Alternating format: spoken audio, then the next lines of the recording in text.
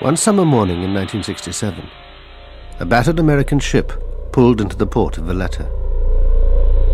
6 days earlier, on the 8th of June, the USS Liberty had been attacked. A torpedo had blown a huge hole in the ship's side, leaving her lower decks flooded. Everybody in the space that I worked in died, except me. Lost too was some of America's most sensitive electronic intelligence equipment, because the Liberty was a spy ship. The Liberty should not have been there. It was no enemy that tried to sink the Liberty. It was America's ally, Israel, then fighting its Arab neighbors in the Six-Day War.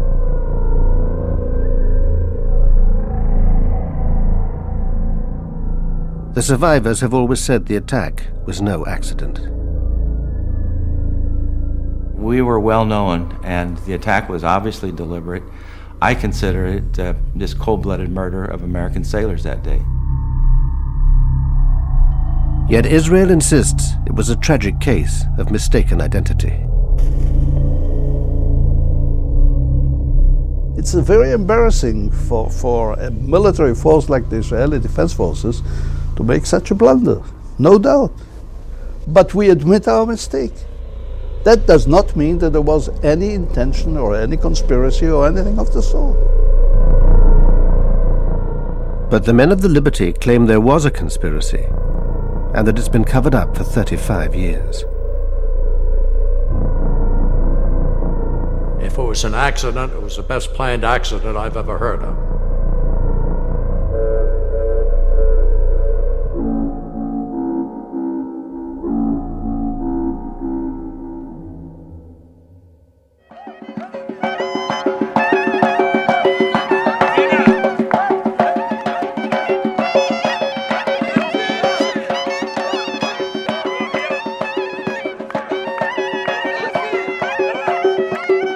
If Jews today can gather at their holiest site, the Wailing Wall, it's because the Six-Day War brought them control of Jerusalem's old city.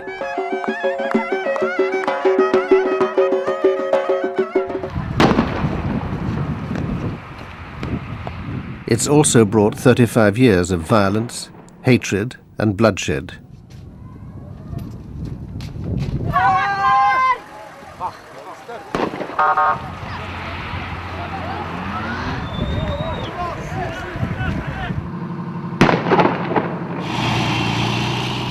Since 1967, Israel has become the dominant power in the Middle East, thanks to its alliance with the US.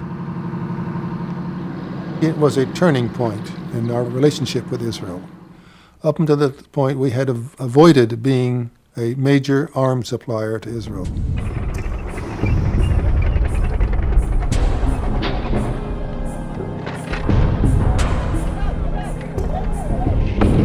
Paradoxically, the security of Israel became one of our strategic objectives, which it had never been in the past. For 35 years, the Liberty veterans have been campaigning for justice and a full inquiry into the attack on their ship. We need you because it's what keeps us going. We can't do the things we want to do without your help. We have never learned why it happened that day, why the ravage of war came in our way. We lost our husbands, sons, and friends, and there is no hope our hearts will mend. Oh, the liberty. For many young men in mid-60s America, joining the Navy was a good alternative to Army service.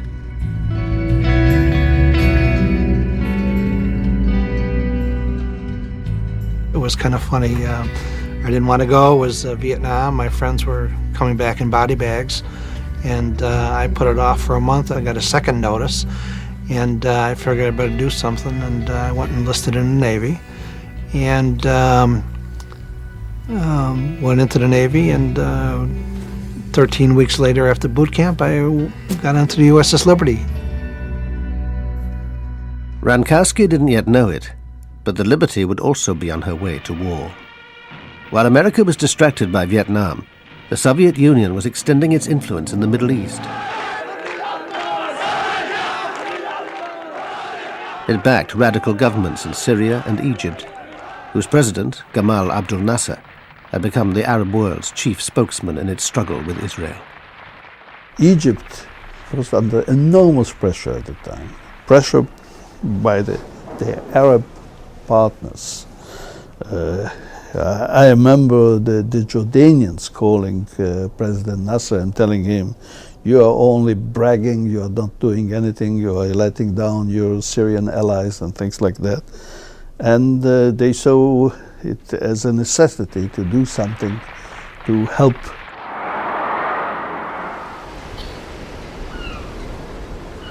Meanwhile, the USS Liberty had crossed the Atlantic and put in at the West African port of Abidjan.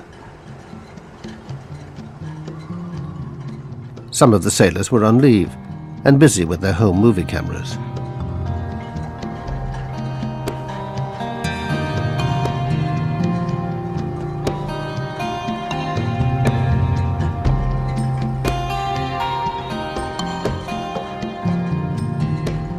The Liberty was an unarmed ship designed to listen in on electronic communications and pass intelligence on to the highest levels of the US government.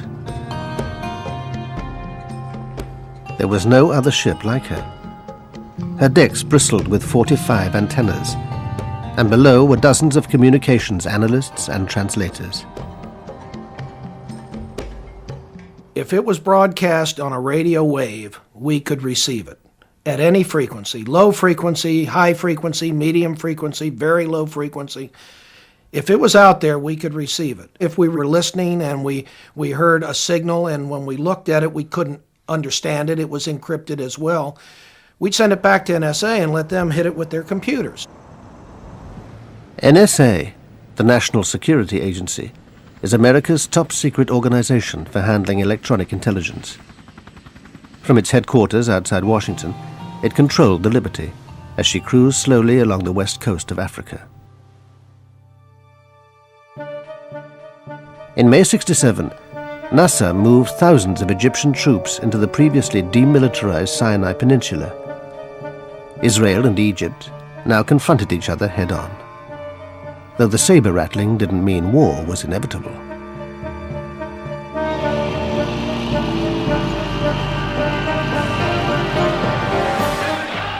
Then Nasser raised the stakes.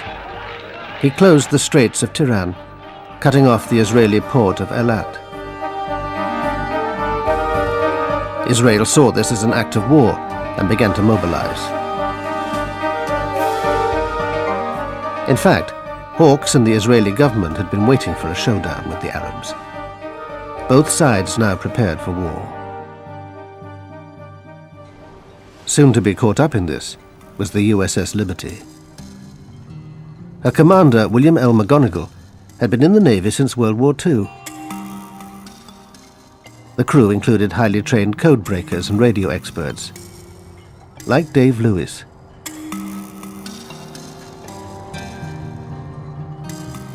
I was the research officer on the research ship.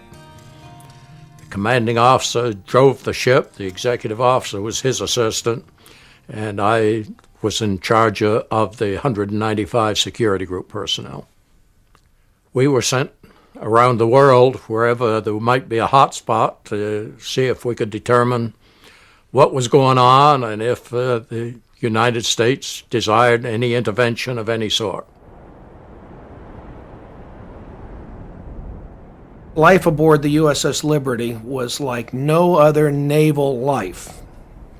And in the 1960s, ships of that ilk operated independently. The commanding officer of the USS America, which was the flagship of the Sixth Fleet, didn't keep track of a ship that was sailing all by itself. When we were off duty, when the sailors were off duty, we went up topside and sunbathed. I mean, we wore pressed, starched, creased uniforms and spit-shine shoes, and our fingernails were never dirty. I mean, we were slick. McGonigal, he was a terrific person. We always on Sunday had a cookout on the Fantail of the ship.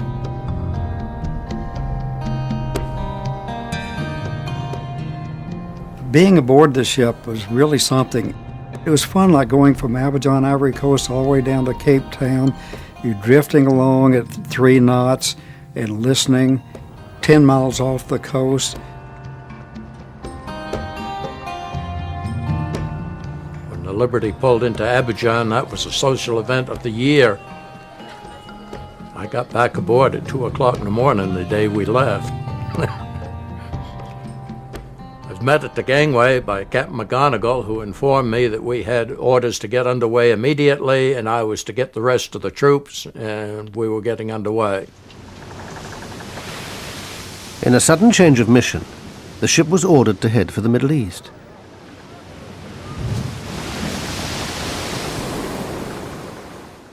"5,000 miles away in Washington, Israel's hardline spymaster, Meir Amit, was making a secret visit to his friends in the CIA and the Pentagon. Amit's key meeting was with Robert McNamara, the U.S. Secretary of Defense. Amit wanted to know whether the Americans would back Israel if it struck the first blow. But the two men have very different memories of their encounter. I told him, look, we don't want even one soldier from you. All what we want from you to stop the Russian coming into the arena, and number 2, to help us after the war. So when I finished, he asked me 2 questions. 1, how long it will take? I said 1 week. How many casualties? I told him less than the War of Independence. So I asked him, Mr. Secretary, what do you advise to me? Can I go home now or stay here until things will clear up? He said, no, you go home, your place is there now. I drew the conclusion that it was a green light. Absolutely not. Because at that point, President Johnson and I and Dean Rusk had fully agreed that we must keep the U.S. in a position where if Israel called on us for military assistance to turn back the attack by Egypt and possibly turn back an attack by Egypt with the support of the Soviet Union, we had to be in a position that we could obtain the support of the American people and the Congress for applying military force in support of Israel. And we would not have that support if Israel had attacked Egypt. So our position was, no, don't initiate the attack.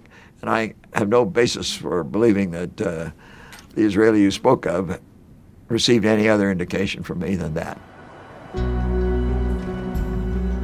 That same night, a young NSA linguist named Alan Blue was suddenly dispatched to join the Liberty. He was called in the middle of the night, around 2 o'clock in the morning, and he left the house. He went to NSA, and at noon the next day, he was on a plane to Rota, Spain. I'd never seen him that way. He was almost teary. He clung to me like he didn't when he had taken prior trips.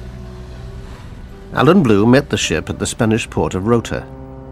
By now, the crew had been told they were heading for the Gaza Strip. We knew that from the daily news that the Arab-Israeli situation was getting more and more hostile.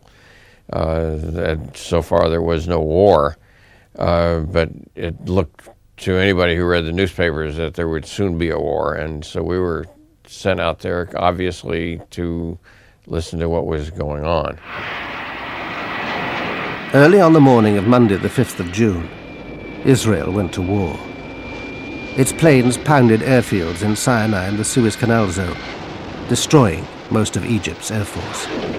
These are the original shots taken by the gun cameras during the attacks on the Arab airfields.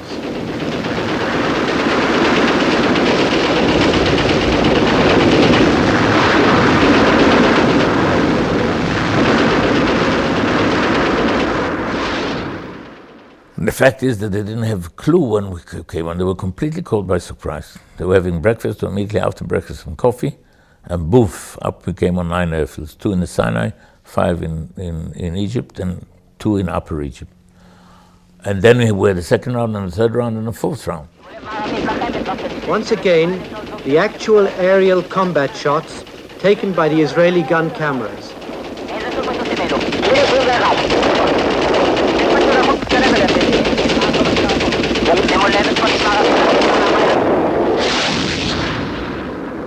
Meanwhile, the Soviet Union was boosting its military presence near the war zone. It moved 20 warships into the eastern Mediterranean.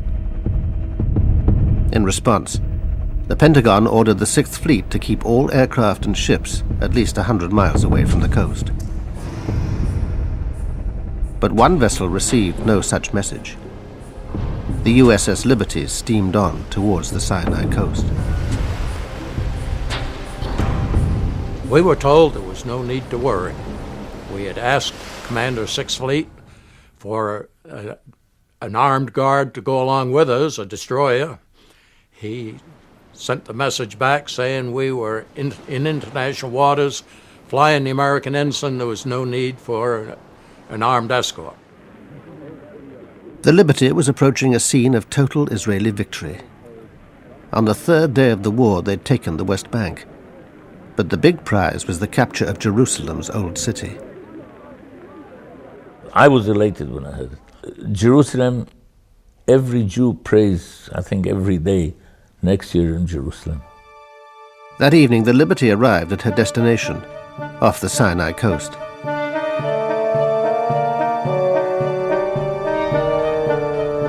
Thursday, the 8th of June, dawned fine and clear. But the war was still raging, and Israeli planes flew out from the Sinai Peninsula to check on the Liberty. Reveille was at 6. You got up, you showered and everything, and you go for a chow. But before that, we had heard that, like at 5 in the morning, or around that time, that the planes were buzzing us. The Israeli aircraft seemed to be identifying the ship as belonging to their ally, America. There were about 9 different occasions that airplanes came out, and probably 12 times that were circled, 12 separate orbits of the ship during the morning. Lloyd Painter relieved Ennis as officer of the deck. He too was reassured by the presence of the Israeli planes. I remember vividly looking out through the portholes, looking down on the 01 level, and seeing all the officers sunbathing. And at the same time, we were being overflown, and I remember feeling very good and very warm inside that we were safe. They knew who we were. We were not a stranger out there that day. Confident that the Israelis knew who they were, the Liberty men relaxed. A new flag was flying, visibility was perfect, and they'd received no orders to leave the area. That sense of security was about to be brutally shattered. At 2 o'clock in the afternoon, the officers on the bridge spotted 3 Delta Wing Mirage jets. I saw them come at us. In fact, I was looking through the porthole when the jets came down and leveled off on us at attack attitude. To my surprise, there were red flashes under the wings, and missiles, rockets started hitting the ship. But the portholes were blown out instantly. Mine in my chest, the fellow next to me got it in his face, and we all went down on the deck with the force of the concussion from the glass. The next thing I heard down in my space was a panicky announcement on the loudspeaker 1MC. General quarters, this is no drill. General quarters, ship is under attack. And you hear ping, ping, ping, ping. The decks above were being shredded. Attempts to send an SOS message failed. the Liberty's frequencies were being jammed.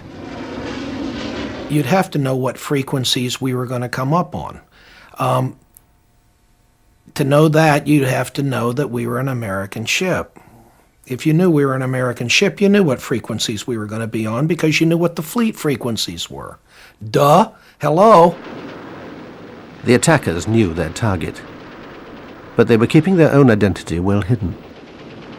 During the attack, no one saw any markings, and some of the men have told me later that they made a special effort to identify them, and they swear that there were no markings, that these airplanes were unmarked. They took out all of our transmitting antennas and shortly thereafter deposited napalm on the deck. It appeared to me that it was the intent of the attacker to take out all communications and keep all people off deck so they couldn't reestablish any sort of antennas or communication system. If it was an accident, it was the best planned accident I've ever heard of.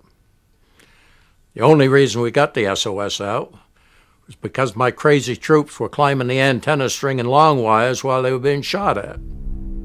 At the end of the air attack, 8 men were dead and 75 injured. But the worst was yet to come. We immediately cast off our lines and rushed out. I at least didn't know why. The sea was very calm and a bright day. I think it was around midday, or maybe a little before that, but around midday.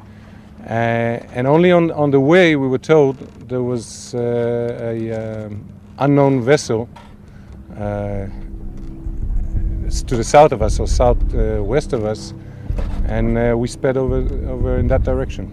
Very soon we did see a ship, clearly a naval vessel.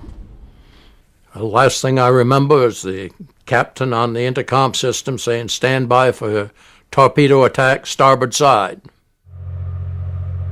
Down below the waterline, the men in the engine room got ready to die.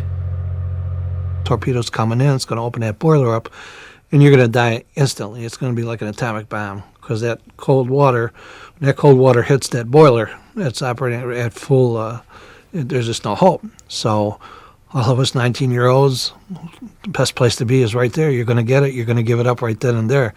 So torpedo attack, we waited, and they said it went by. And this went on like 4 different times. The torpedo is simply dropped into the water. You lose sight of it for a minute, and then you see the wake, and it was going straight for the ship, and we were sure that our torpedo was the one that hit. It hit, and it lifted the ship right out of the water and put it down, and we started to list 10 degrees. But it was a slow list, and it was going. And I said, my God, we're going to flip over.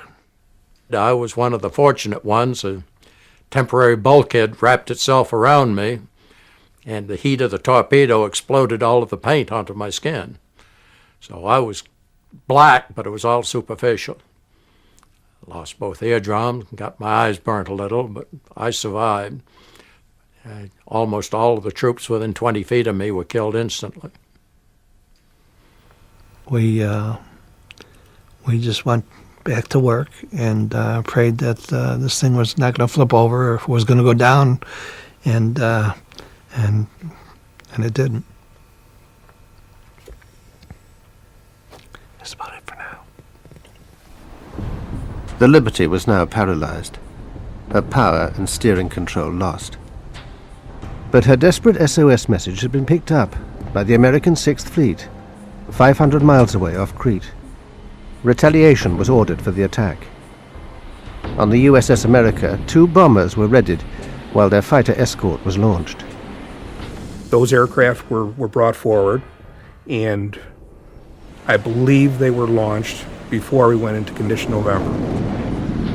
Condition November meant that nuclear-armed A-4 bombers were to be used. Incredibly, the US was about to launch a nuclear strike against Egypt, the Liberty's presumed attacker. One of them was taxied forward to Cat 1, and it was it had like a shroud around the underside of the fuselage, and it had Marine guards escorting the A4. So that was a very unusual experience. I've never seen anything like that.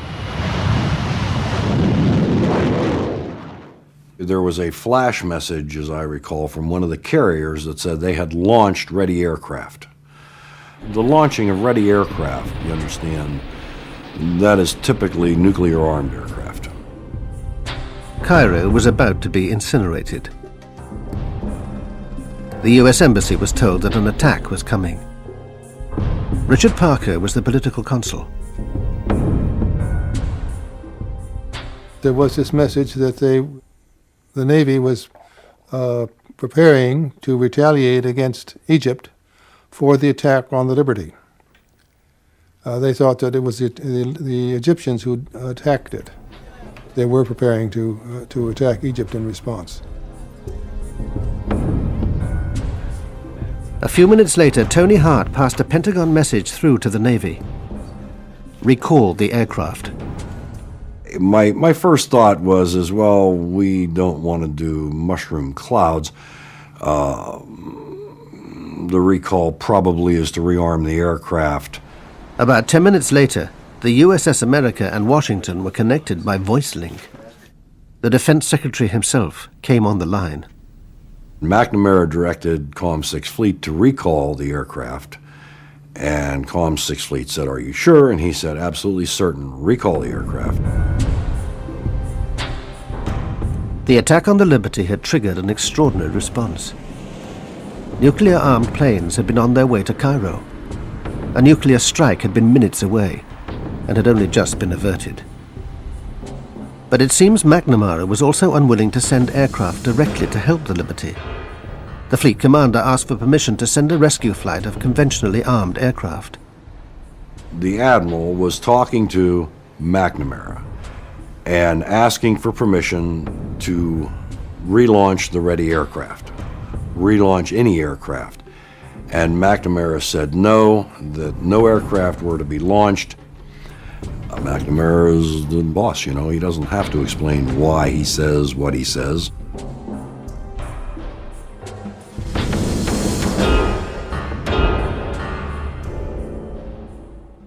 Dave Lewis heard from another officer about McNamara's dealings with the 6th Fleet. I'm Admiral Larry Geis, the commander of Task Force 60. He was very upset. He told me he knew it was going to be hushed up, and I wasn't to say anything about it, but he had to get it off his chest. That he had sent aircraft and notified Washington, obviously via the Criticom network, because it got to Bob McNamara and Lyndon Johnson, and he had the aircraft recalled by Robert McNamara. So he said he reconfigured a flight of aircraft with aircraft incapable of carrying nuclear weaponry and relaunched it. He again notified Washington. Again, Robert McNamara ordered the aircraft recalled. He challenged the order, and Lyndon Johnson came on. He said he didn't give a damn if the ship sunk. He would not embarrass his allies. Robert McNamara has never fully discussed his role in the Liberty controversy. You recalled planes sent to rescue the Liberty. I'm absolutely certain that's false. You didn't send a signal to the 6th Fleet? Absolutely not. I don't know what the hell happened, and I haven't taken time to find out. But there are all of these claims that we sent planes, the planes were going out and then we turned them around, and that we intentionally allowed the Israelis to sink the Liberty. I know nothing about it. While the 6th Fleet was launching and recalling its aircraft, the Liberty was still under attack by the Israeli torpedo boats. You could see these machine gun bullets going through and ricocheting off all the metal that was down there. And actually, some were going into the boiler. They're trying to explode the boiler, and they knew what they were doing. We basically were dead in the water. The word came down, prepare to abandon ship. That meant prepare only, go up and get ready, get near the life rafts. Well, I went up first, popped the hatch, looked out for the life rafts. They were either gone or burning. And at the same moment, I looked to the stern of the ship and I saw one of the torpedo boats methodically machine gunning one of our life rafts that had floated back. We cut the life rafts loose because they were burning or had been damaged. And they floated back behind us, and he was machine gunning the life raft. And I knew that had there been anyone in there, they certainly wouldn't be alive. It happened so fast, it didn't seem real. None of the attacks seemed real to me. I was bewildered. I couldn't understand why they would do it to us. I just didn't understand a thing at that point. These guys didn't die for anything, they just died. They were slaughtered for nothing.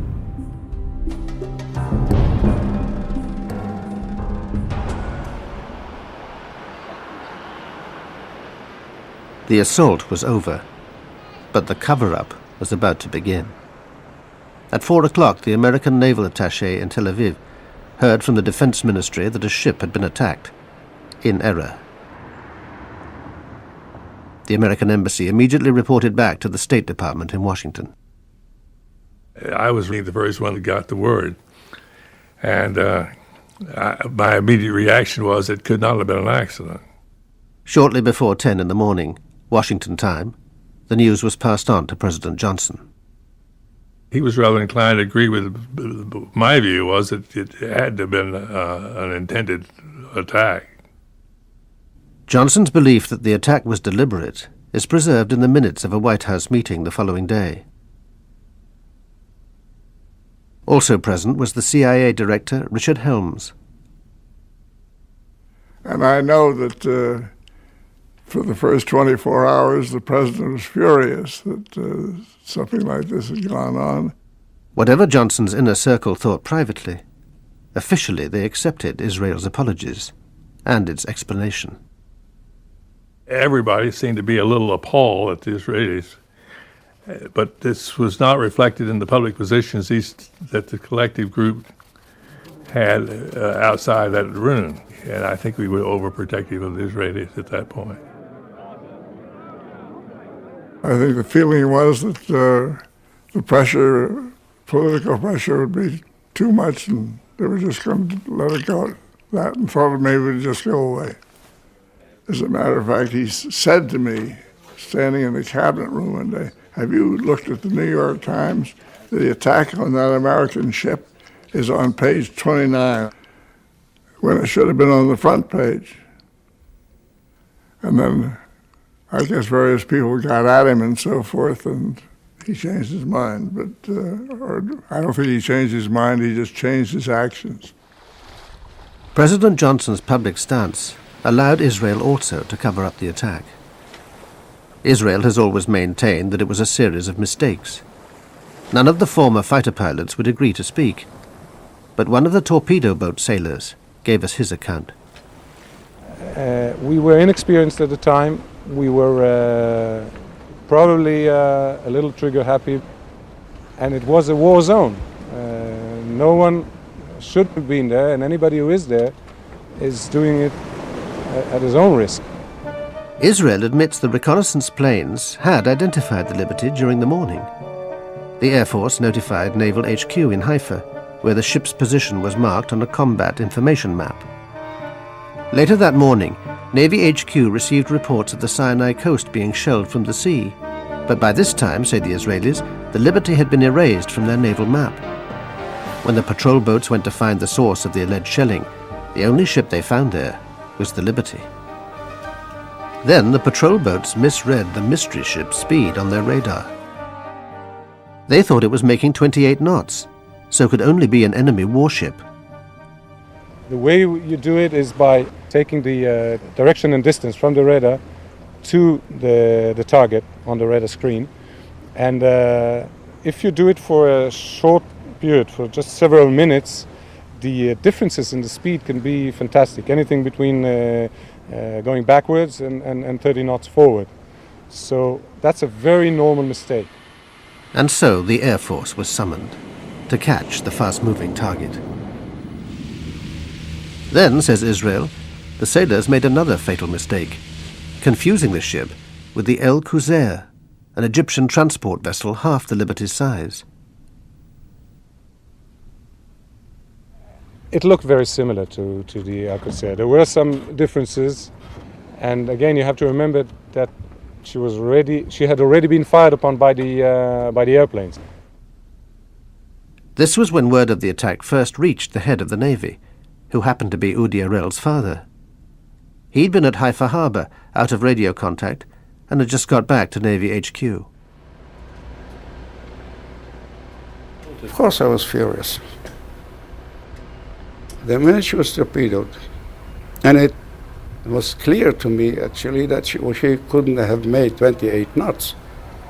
So I actually immediately ordered definite identification. And then he reported that the flag was going up, was being hoisted. And then his first identification was Soviet. I said, oh my God. Come closer. He came closer and he identified her as an American ship. Whatever the ship's identity, the Israelis vehemently denied that they'd ever fire at life rafts in the water. I don't believe it. I never saw such a thing. There was nothing even resembling a life raft, and we certainly didn't shoot at it. We are taking part of the blame, but only part of the blame. We made most of the mistakes. They made many mistakes on the spot, and by the fact that the Liberty should not have been there. But the evidence points to Israel knowing the ship's identity and wanting it sunk fast. This U.S. Air Force intelligence analyst was following radio intercepts of the attack. The communications I had in my hands originated from an Israeli flight commander. Evidently, from his questioning to the ground control, one can deduce that he had been given specific orders to attack that ship before he left the ground. And when he saw it was an American ship, he questioned those orders. And he questioned those orders to his ground control. That same conversation that I had in my hands specifically noted that the ground control said, proceed with the attack, and there was still doubt in the Israeli pilot's mind. And he said, no, this is American, repeat those orders again, and he was told flat out, do attack this ship.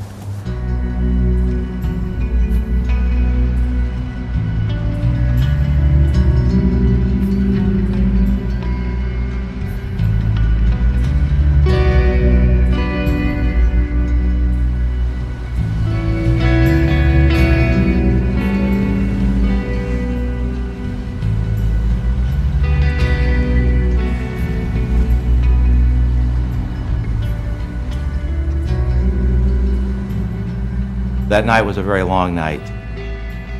I'm thinking at that point, I hope we don't sink, because I knew the extent of the damage. I'd been down and taken a look at it, and I knew that we were in bad, bad shape. We had a lot of dead folks, a lot of gravely wounded folks on that ship, including the captain, who toward the end of the shift, toward the end of the 15 hours, had regained consciousness and was sitting up in his chair, but not saying much, just sat. Help was finally on its way. Ships from the 6th Fleet were steaming towards the Liberty and would reach her the next morning.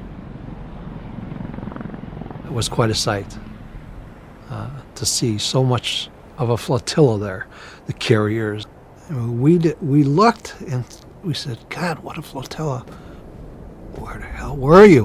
Why didn't you come? And I mean, everybody aboard the ship said the same thing. The Liberty was now heading to Malta for emergency repairs. An important visitor was helicoptered aboard. Admiral Isaac Kidd was leading a naval inquiry into the attack. His behavior surprised the sailors. I thought he was a very strange person because he took his stars off and walked around, tried to walk around like a regular guy. You know, everybody knew who he was. But I thought that was rather strange. I didn't buy into that one real easy. He took his eagles off, and he says, well, guys, he says, you just pretend that I'm one of you guys now. Tell me all about it. So they told what they seen in that, and after a while, he put his pins back on, and he says, I don't want you guys talking about this at all to anybody, your shipmates. Don't be giving any interviews here when we're in Malta. He says, anything that has to be told through your division officer, through your captain, don't be talking to your family about it. I mean, he was very specific. By this time, all the injured men had been taken aboard the rescue ships. I remember being hauled up into that helicopter in a basket that had been wrapped tightly around me from head to toe. The corpsman, not knowing which end was up, sat on my head all the way back. And all I could think of was what an ignominious way to die after having survived a torpedo attack.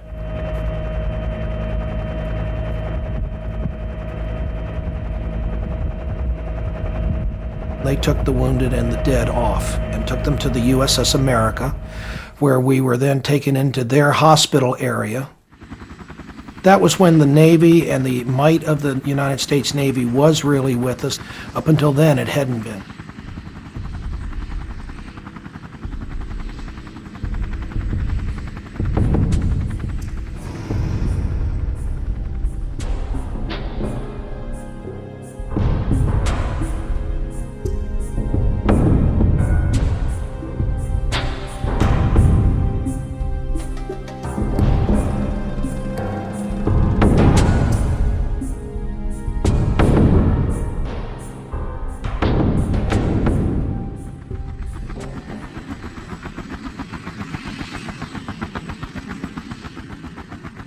An unarmed American ship had been attacked by Israeli planes and boats.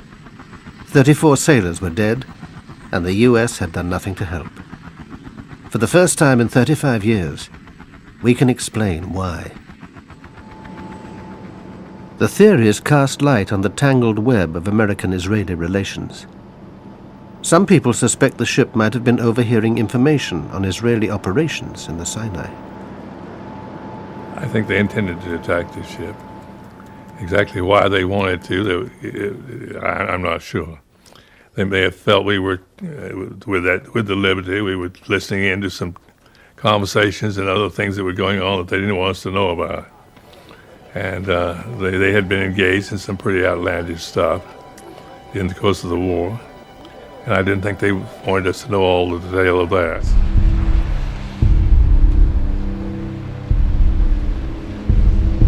I don't think that we would have cared. America was not an enemy. There was nothing they could in any way involve us, threaten us, concern us. No. I don't even know what were the task of the Liberty. What the purpose? To find out how the war was going on? I don't know.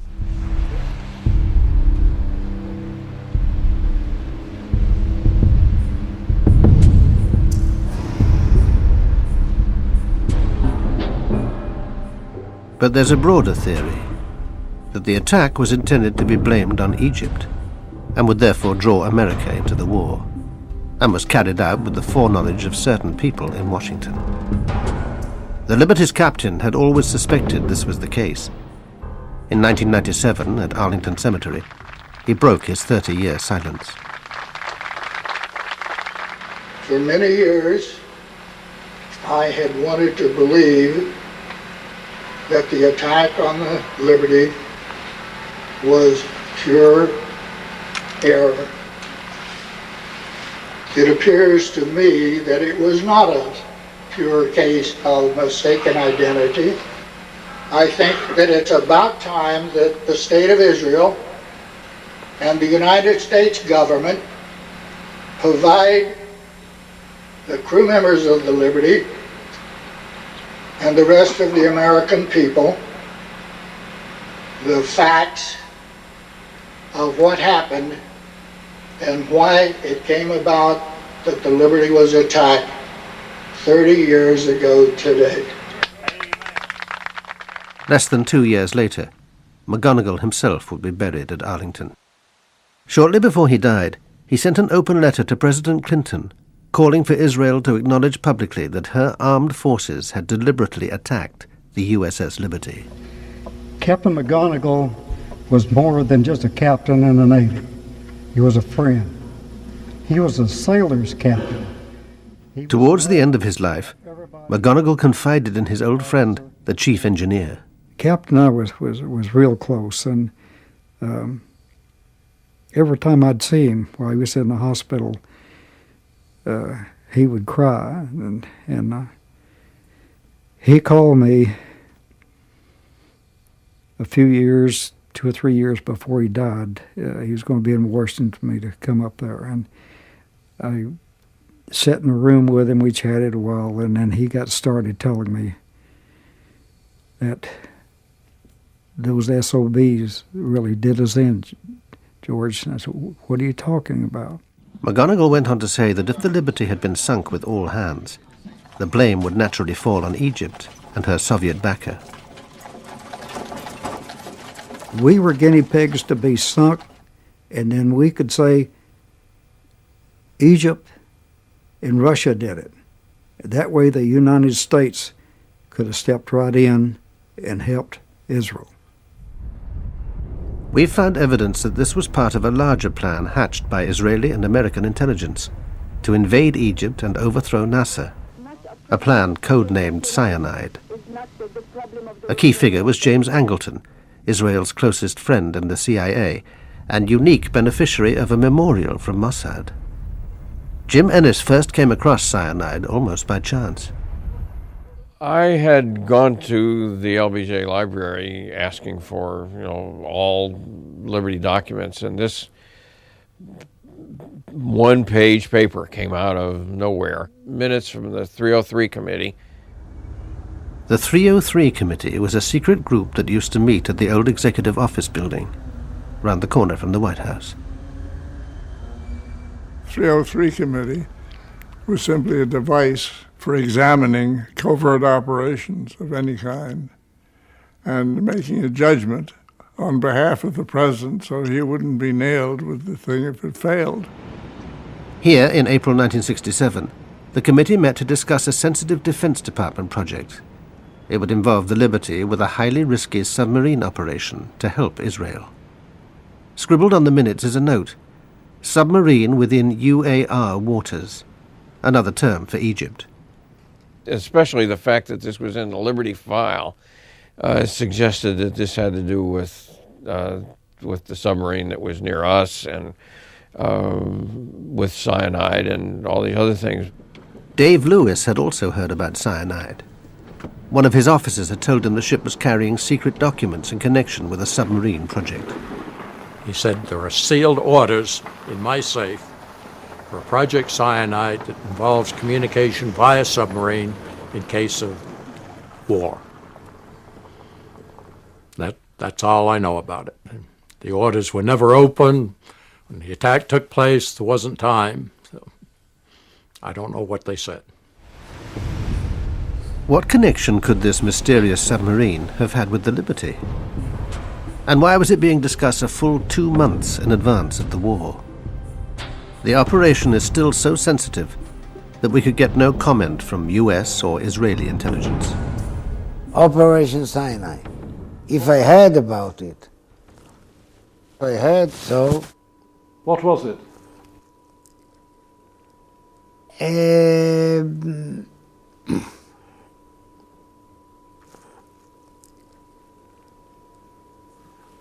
I suggest we stop the interview here. What do you say? Why you want it? Why would you not be able to speak about Operation Cyanide? It's 34 years since.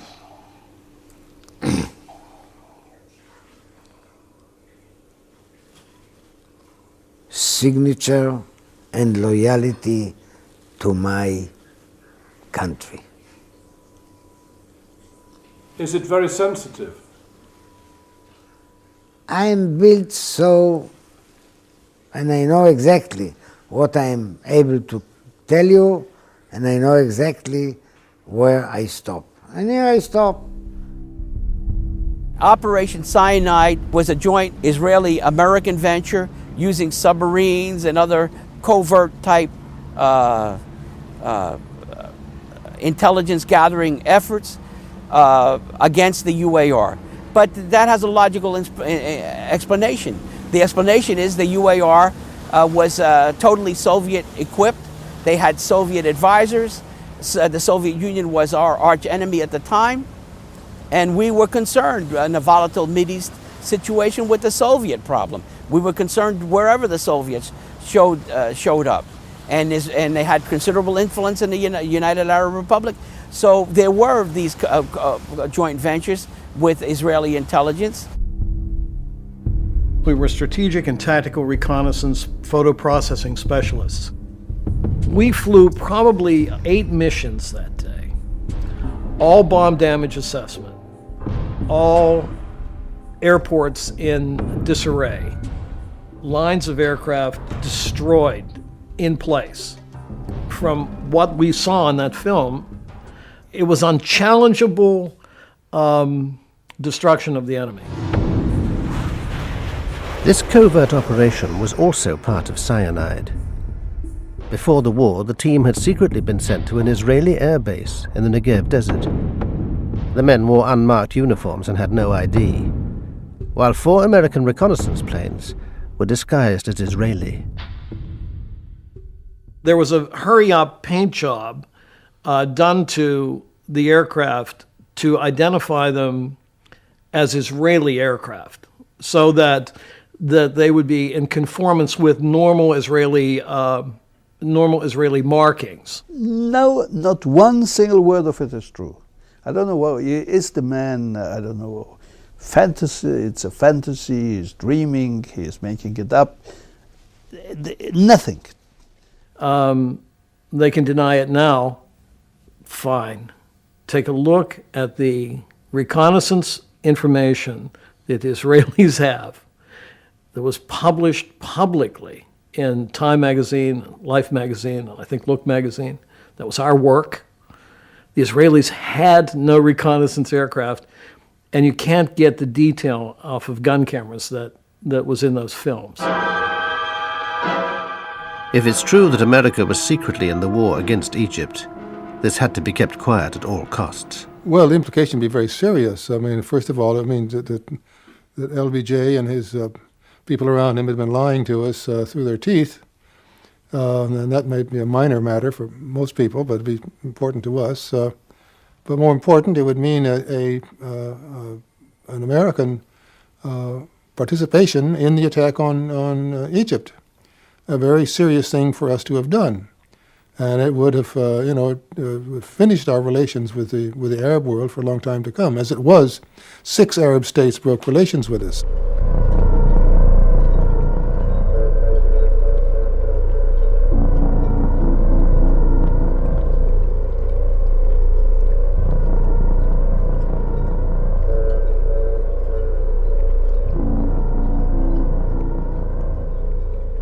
Whatever lies behind the attack, the human tragedy was that 34 young men were dead. Most were killed below decks, and their remains could only be removed when the Liberty finally arrived at Malta. By then, the bodies of 5 others had drifted out of the hole. Only when the dock was drained did the full horror of the destruction become apparent. I remember taking that photograph, and I remember seeing parts of bodies in the cables and wiring that were jammed around, especially in the top part. It seemed like on the overhead, a lot of parts of bodies were hanging there. It looked like a meat locker. We had to go down and start cleaning that up. One of the men killed was Alan Blue, the NSA linguist so suddenly sent abroad. His wife didn't even know he was on the USS Liberty. I was sitting in a park in Washington, D.C., having my lunch about 1 o'clock in the afternoon on June 8. It was a beautiful, clear, sunny day. And about 15-20 feet away from me, someone had a radio. Administration handling of the June Arab-Israeli war crisis. And I overheard this report on their radio that an American ship had been attacked in the Mediterranean. And my heart sank. Even though I did not know he was on that ship, I was still very frightened. I picked up my lunch I went inside to my office. I called NSA, and they said, yes, we've been looking for you.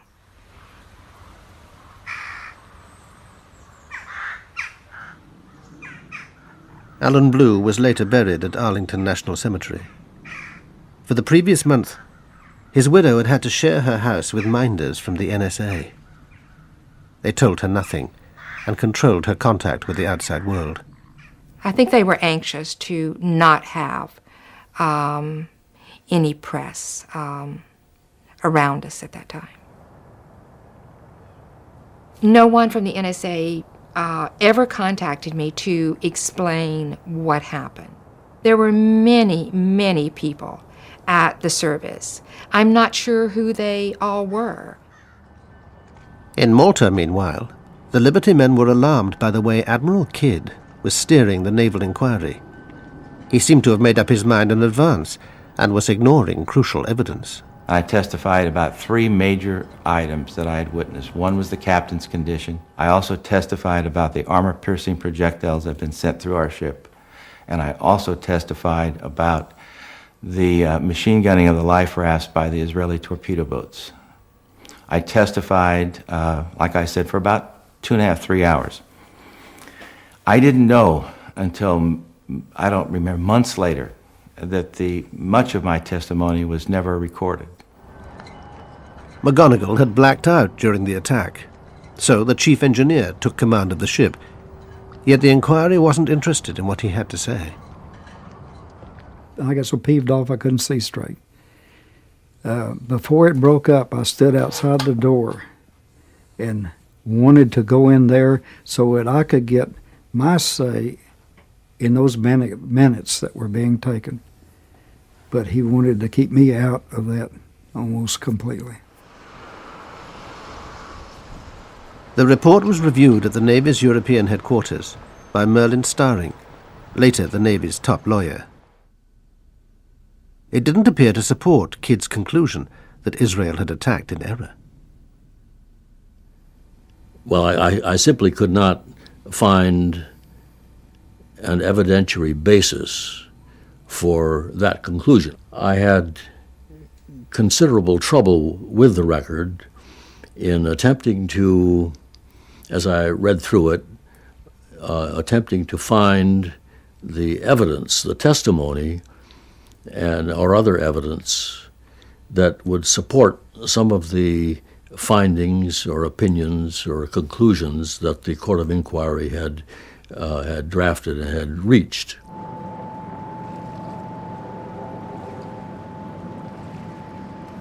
Today, even after 35 years, the Liberty incident remains so sensitive that the U.S. Navy refuses to comment on it.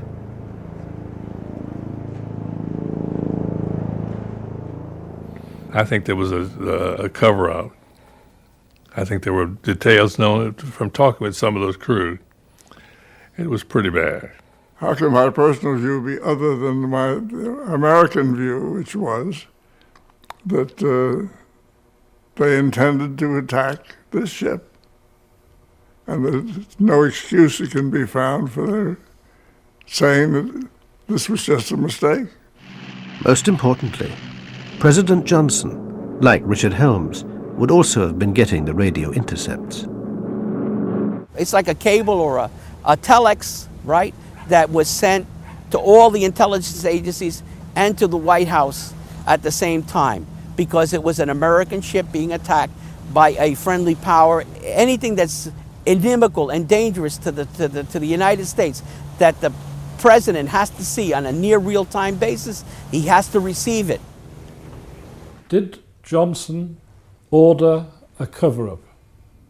No, that I'm aware of. But people were sworn to secrecy. The naval inquiry is regarded by many as incomplete. You ask McNamara about those questions, I'm not going to answer those.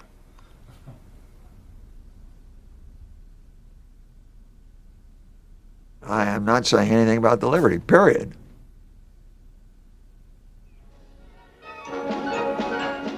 In Israel, it was soon business as usual.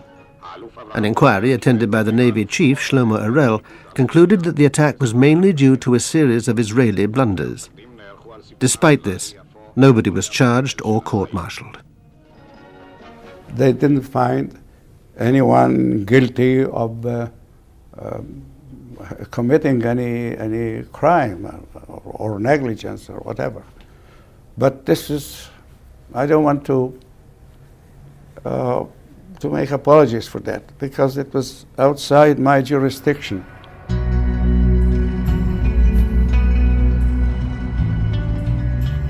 After a month in Malta, the Liberty was patched up and ready to begin her journey home.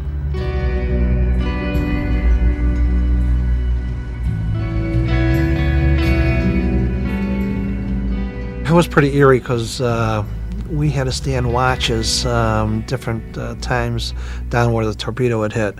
We had to check for leaks, and you could smell the fuel oil, and it was so eerie. You know, your shipmates were just down there, and you'd swear that they were talking to you.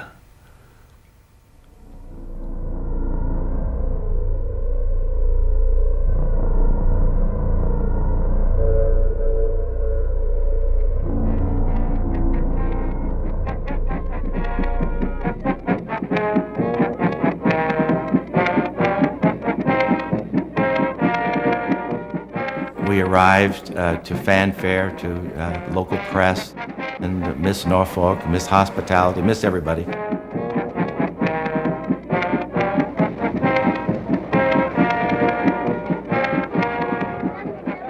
Anyway, they got us in and got us tied up, and all inside was nothing but just shell of a ship. Nothing was left. One of the things that bothered me for years was coming home. I'd survived all that other stuff, but the coming home part and facing people who had lost their loved ones, that was very difficult. Very, very difficult. The men had been ordered never to talk about the attack under threat of court-martial. Now the Navy scattered them, and no two were posted together. Even their medals were awarded secretively. I remember receiving my Purple Heart in the captain's office in Bremerhaven, Germany, and with the warning, don't ever tell anyone where you got it. Don't ever. I knew at that time that things had gone terribly wrong with what had happened to us. I knew something was up, and so I basically made a decision to get out of the Navy, and I finished off my obligation, resigned my commission, and left the Navy. Captain McGonigal was given America's highest award, but with little ceremony. That's the only Congressional Medal of Honor that I'm familiar with that was not presented by the President of the United States. It's normal protocol for the President to present the CMH.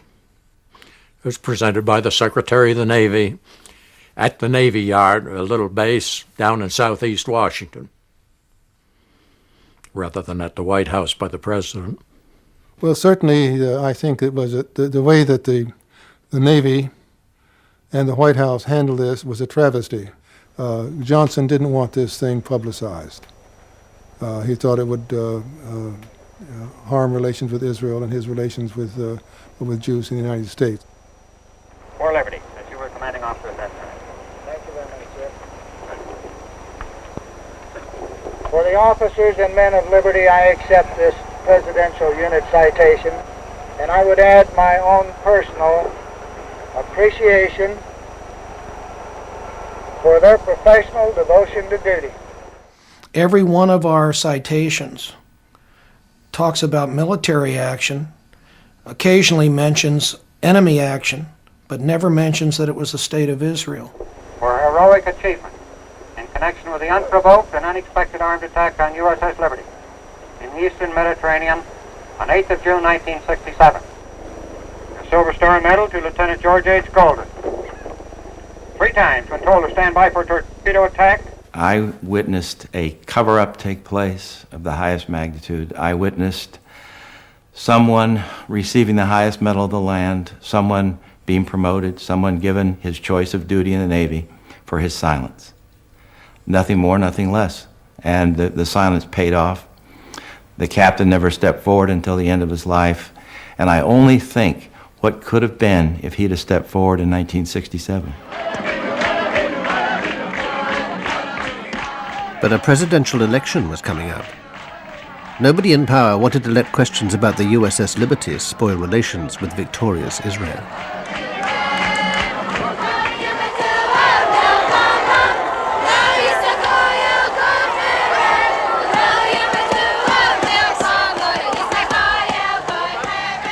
I think it should have caused more of a problem than it did.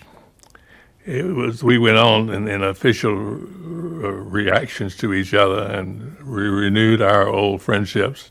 Considered we really ignored it for all practical purposes, and we shouldn't have. It was a very bad thing.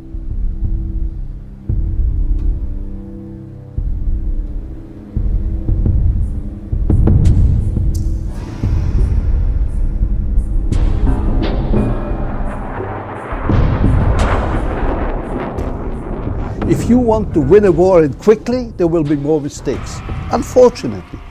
But the result of those mistakes is that you have won the war in 6 days. So this is the price you have to pay.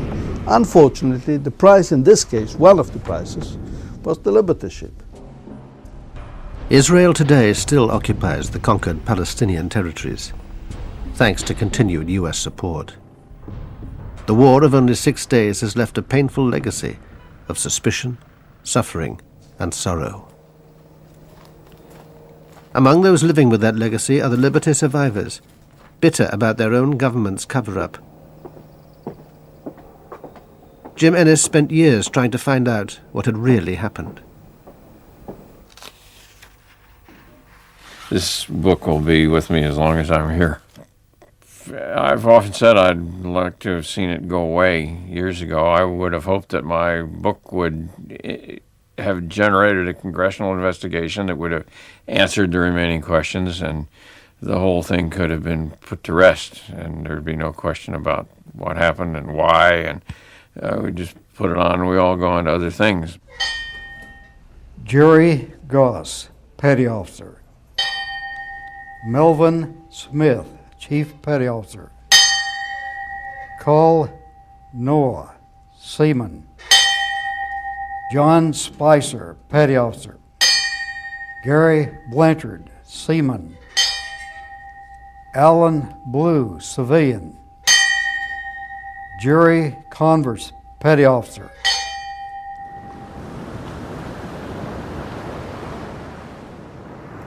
There's 34 guys that can't talk. And there's 34 families that need some answers. And there's the rest of the crew that needs some answers too. I really don't have any malice against the guys who pulled the triggers, because they were the guys that were given orders, do it, because if you don't do it, you're going to be in a lot of trouble. I would like to meet those guys and see what they've had to say to me. People who gave the orders, they got away with murder.